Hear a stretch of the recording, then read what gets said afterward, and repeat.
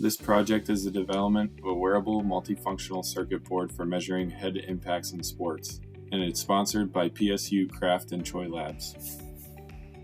Concussions are a big problem in sports. However, they're typically only closely monitored during football games, even though any athlete in any contact sport can suffer from a concussion.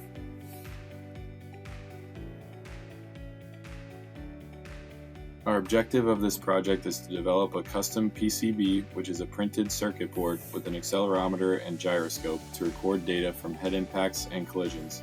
We also developed software to analyze the data and enable Bluetooth communication for data transmission. Our first PCB design used a Nordic MCU to control the gyroscope and accelerometer, but it would be too difficult to program. Our second PCB design allows us to connect our PCB directly to the development kit.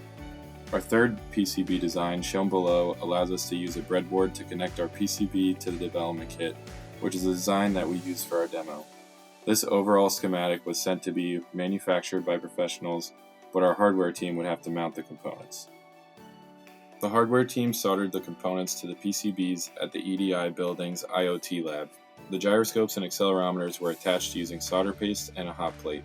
A soldering iron was used to attach the pins, and a heat gun was used for the capacitors.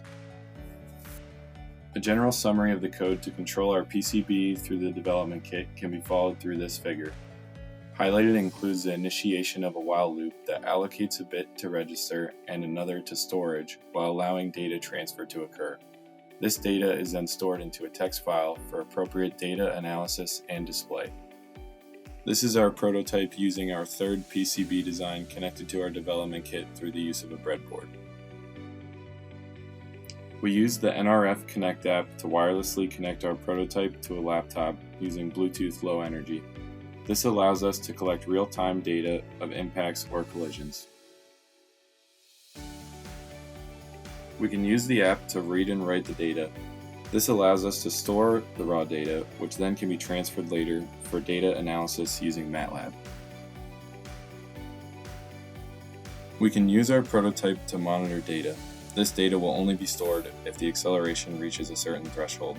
Our prototype will then collect this data for a specified time after. Finally, the data is passed through a filter in MATLAB to eliminate noise and is plotted as a magnitude in G's of force.